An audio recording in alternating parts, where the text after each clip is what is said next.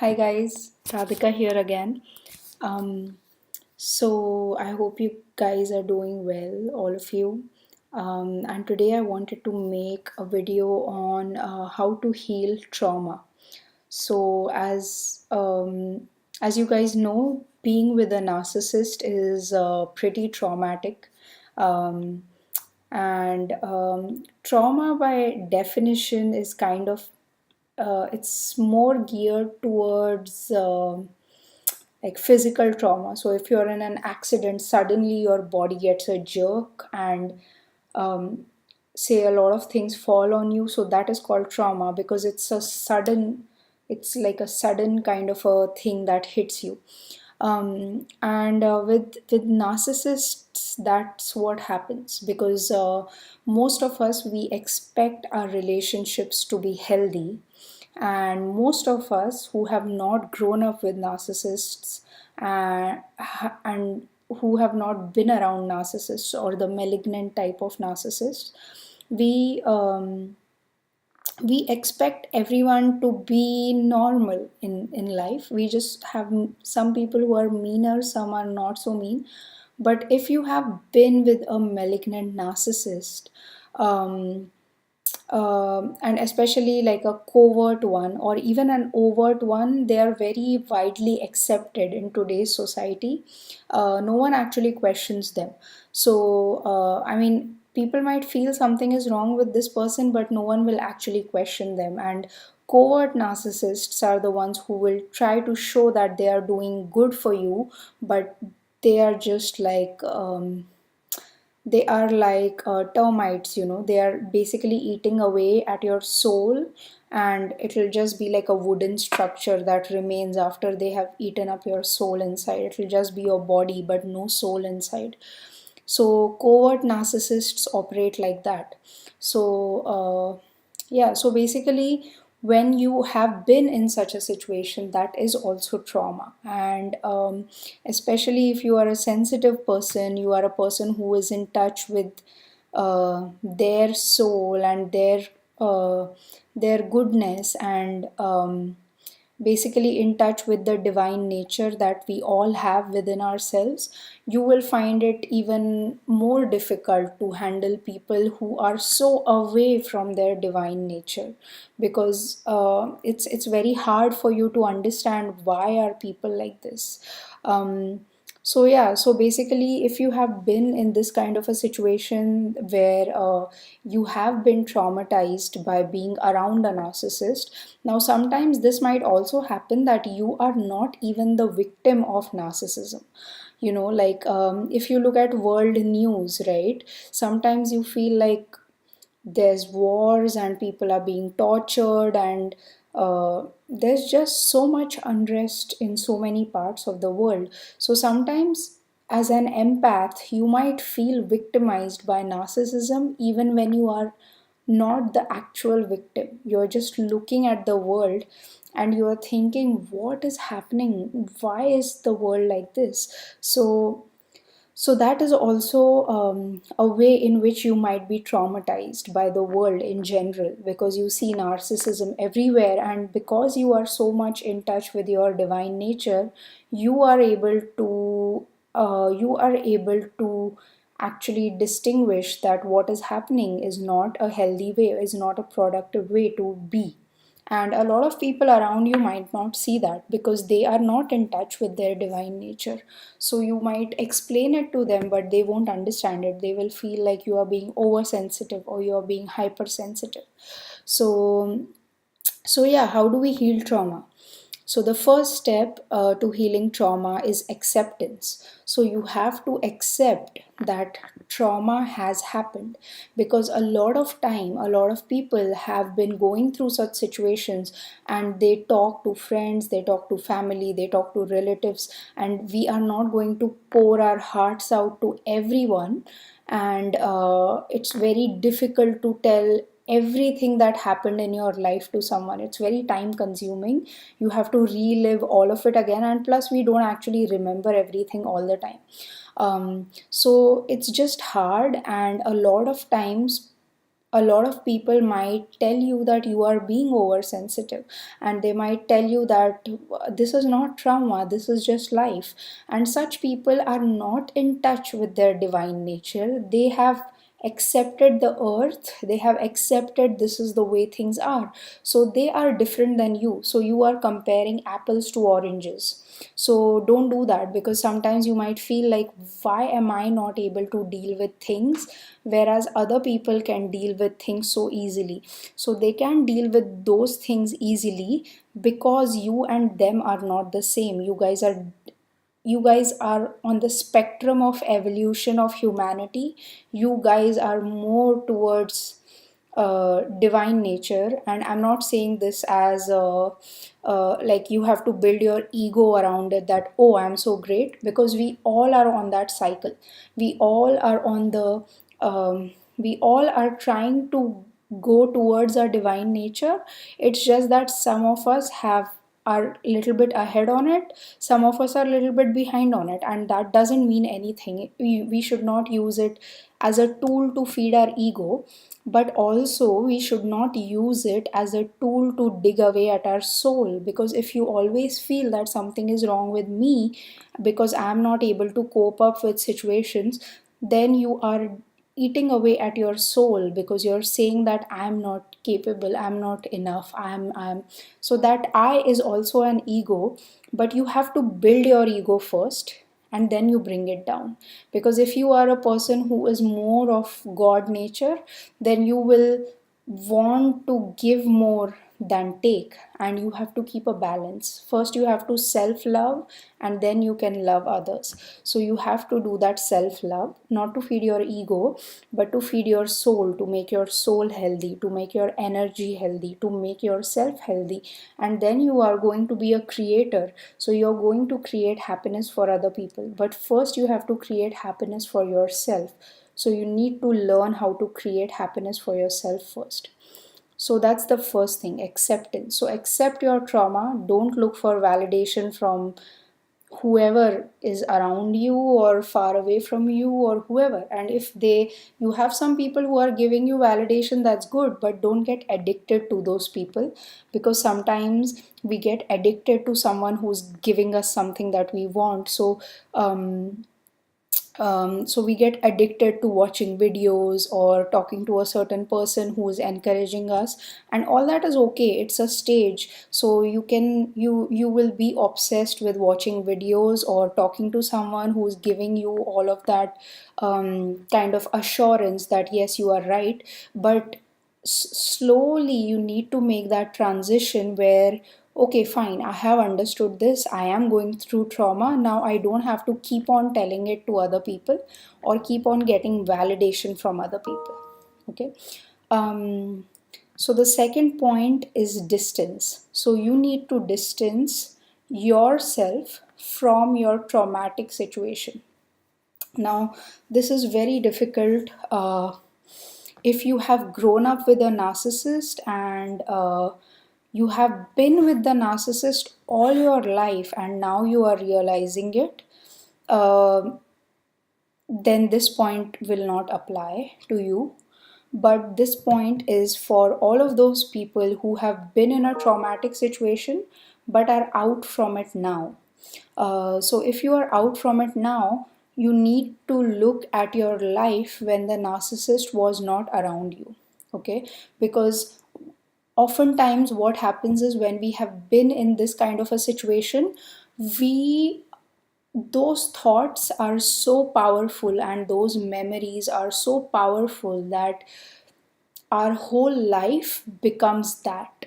So you will always relive incidents, you will relive things told to you, you will relive patterns and experiences. So you need to realize for some time that your life is not just that those years or that month or yeah. If that's why I'm saying, if you have been with the narcissist all your life, I don't know how you can get some distance from that. Because then you have spent your whole life with the narcissist. But probably even then you might have had some time little bit away from the narcissist when you were on your own, and when the narcissist was nowhere near you. Maybe you went for a vacation, or you went to study somewhere else.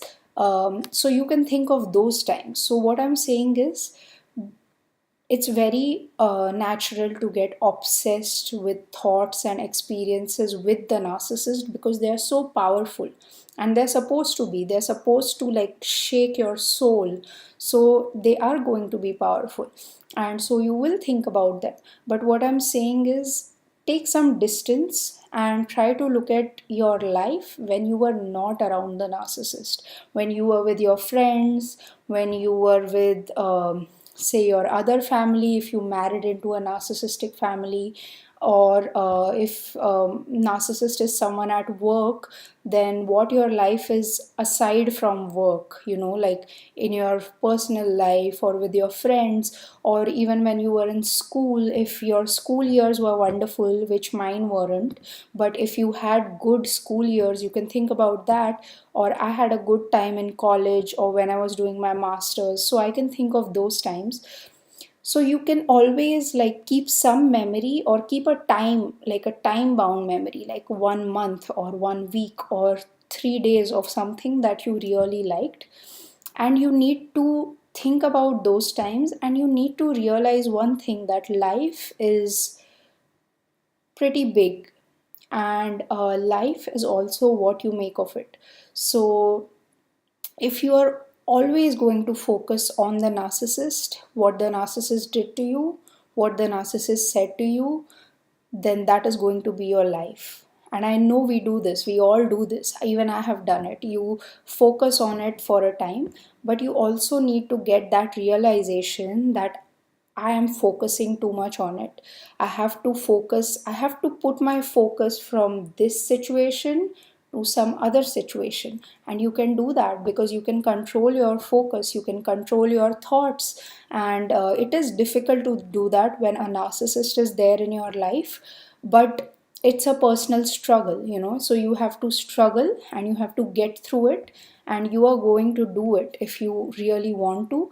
You have it in you to get your focus moved from this place to another place. So it's like a narcissist hypnotizes you, but you have the power to get your focus out of the hypnosis to something else. And yeah, so you have to like make yourself focus on other things. Okay, so the third point is start on some techniques of healing. Okay, so now that you have accepted it, distanced yourself from just those memories, so now you know your life is a huge life that you will live. So you can focus on different things other than the narcissist, and you can make your life what you want it to be.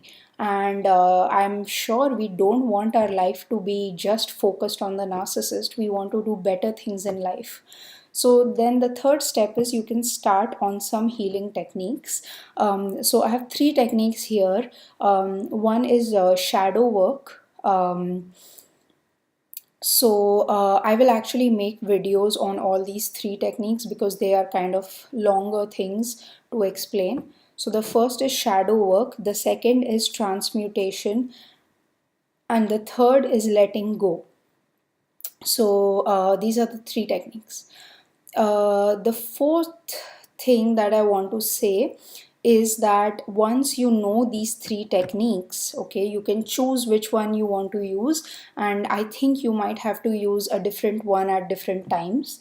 At least that's what I had to do. I had to use in one situation I had to do one thing, in another situation I had to do another thing. So there's not like one pill for all of it. So you have to pick and choose your medicines, and you have to see what works for you at the time and the situation that you're in, because the situations that you can get into with the narcissists are so different, and you have to pick your battles. Because the truth of the matter is, you are always going to find narcissists everywhere, and some of them might be really malignant, some of them might not be so malignant, but you are always going to find narcissists. That's what I have realized. And the thing is, if you focus on a narcissist's negativity, at least in my experience, I was actually seeing more narcissists everywhere. And I was recognizing the traits in all of them. And that's how I actually understood about narcissism, like narcissistic personality disorder. Because I used to think that this person is so similar to this person, and this person is also similar. So I used to always like categorize people, not judge them, but from my experiences with them, I used to categorize them that, okay, this person is always like very nice and they'll try to make you feel good, and this person is always dropping names to, pump up their image that I am so great. And I was actually finding such people everywhere. I was finding them in my office. I was finding them in my family environment. I was finding them at my doctor's office. So I was actually very surprised. I would see interviews of like politicians, movie stars, or just the news in general, and I would kind of recognize that this person is not a good person. This person is a good person.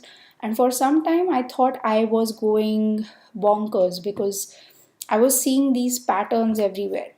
Um, but yeah, but what I'm trying to say is, if you focus on the negative things of the narcissist, I was seeing them everywhere. But then I got like further in my cycle of, recovery and all this discovery of narcissism, and I started forgetting about the narcissist and I started focusing on myself for self love. Okay. And I actually started getting good people everywhere in my life. So touch wood, I'm not trying to praise myself and say I'm very good, but what I'm trying to say is that if you start seeing goodness in the world and recognizing goodness rather than narcissistic traits and badness, or all the bad things in the world, then you will actually see them more. So that's my next steps. So I don't have a better word for it, but next steps is focus on goodness. And if you are finding it difficult to focus on goodness, at least that's what I was going through when I decided to focus on goodness, but it was hard for me to. So what I did was I subscribed um, to to some things that I like. So if I like puppies, I loved puppies. So I would just watch like half an hour of puppy videos on YouTube or baby videos because I was pregnant at the time. So I would see videos of babies.